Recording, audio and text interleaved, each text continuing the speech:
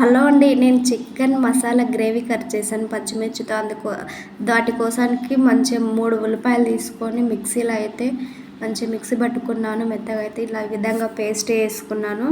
ఈ పేస్ట్ ఒక బౌల్లోకి తీసుకొని అందులోనే టమాటాలు ఇంకా పచ్చిమిర్చి కొంచెం కొత్తిమీర వేసుకోవాలి. కొత్తిమీర వేసుకొని దీన్ని కూడా మంచిగా మెత్తగా పేస్ట్ అలా చేసుకొని పక్కన పెట్టుకోవాలి.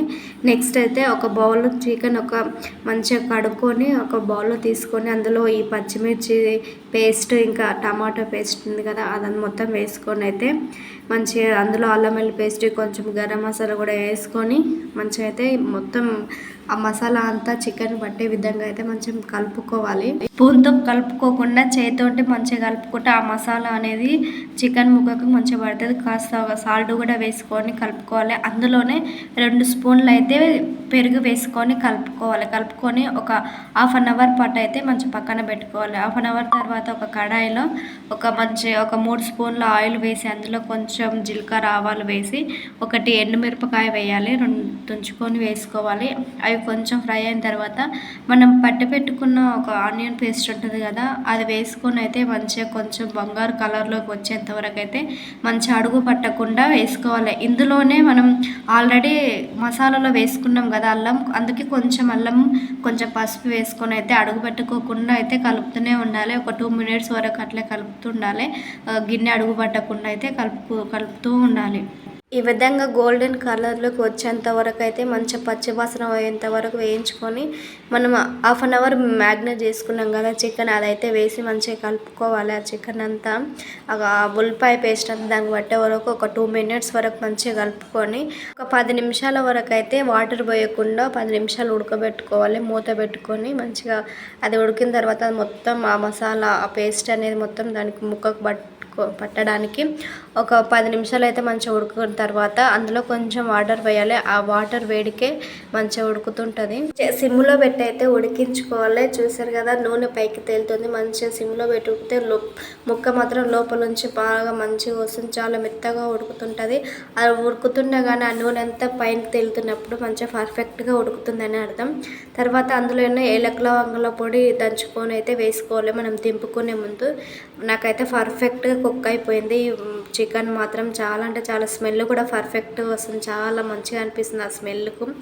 మొత్తం కూర అయితే రెడీ అయిపోయింది. చాలా టేస్టీగా అనిపించింది నాకు మాత్రం తినడానికి కూడా. చాలా ముక్క కూడా లోపల సాఫ్ట్గా అయితే మంచిగా ఉడికింది. నేనైతే ఇది ఇట్లా ఫస్ట్ టైం చేశాను, కానీ స్మెల్ అయితే చాలా టేస్టీగా అనిపించింది.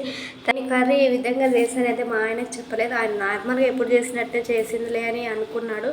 అది చూసేంత వరకు ఈ విధంగా చేసావా అని ఆశ్చర్యపోతున్నాడు. ఎట్లా చేసావు ఏంది అంటే, నేను అప్లోడ్ చేశాను కదా అప్పుడు నువ్వు వెళ్ళి చూడని చేసి చెప్పట్లే ఎలా ఉంది కర్రీ ఏంటి అని అడిగితే మా ఆయన మాత్రం నవ్వుతున్నాడు. నేను వీడియో తీస్తుంటే మాట్లాడకుండా సూపర్ ఉంది అని చెప్తున్నాడు. మా ఆయన కూడా చాలా బాగా నచ్చింది.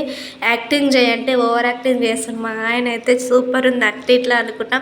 అంతసేపు కష్టపడి చేస్తే బాగుందని ఎప్పుడు చెప్తాడా అని ఎదురు చూసుకుంటా చెప్తే నేను వీడియో తీస్తున్నాను. వీడియో కోసానికి సూపర్ అట్టి ఇట్లా అంటున్నాను, కానీ హార్ట్ఫుల్గా మాత్రం చాలా బాగుందని చెప్పారు. తర్వాత నేనైతే అన్నం పెట్టుకొని తింటున్నాను. నాకు కూడా చాలా అంటే చాలా నచ్చింది కర్రీ. ఫస్ట్ టైం చేశాను కదా ఈ విధంగా.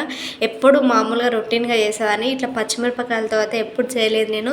ఈ విధంగా అయితే సాఫ్ట్గా ఉడికింది కర్రీ అయితే. నాకు కూడా చాలా అంటే చాలా నచ్చింది. ఇంకా ఫస్ట్ టైం మా శ్రీధర్ బాబుకి తినిపించాను. ఇంకా మళ్ళీ మేము తింటుంటే వాడికి వడ్డించడం ఇష్టం, కానీ వడ్డించడం పక్కన పెడితే మొత్తం కింద వస్తున్నాడు కర్రీ అని చెప్పేసి నేనైతే తీసి పక్కన పెట్టాను. వానికైతే మేము తింటుంటే ఆడుకోవడం ఇష్టం. వాడికి ముందే తినిపించాను, కానీ ఏదో ఒకటి గెలుపుతూనే ఉంటాడు. మా పాప అయితే మేము తినే టైంకి అయితే పడుకుంది. మా పాప పడుకున్నందుకు మేమైతే కొంచెం హ్యాపీగా తిన్నాం. అంతే పడుకుంది కదా, లేచి ఉంటే తను తిననీయదు అసలు. మా రిక్కి కానీ కన్నా ఎక్కువ చేస్తుంది. చూసారా, మేము ఏం తిననివ్వట్లేదు, ఏం కూర వేయనియట్లేదు. ఆనియన్స్ తీసుకొని ఒక్కొక్క దాంట్లో వేసుకొని అయితే చూస్తున్నాడు. మా పాప లేచింది. ఇంకా నన్ను ఏం డిస్టర్బ్ చేసిన పాప మా ఆయన ఎత్తుకొని ఆడిస్తూ ఉన్నాడు. నాకు ఈ చికెన్లో బోన్ అంటే చాలా ఇష్టం.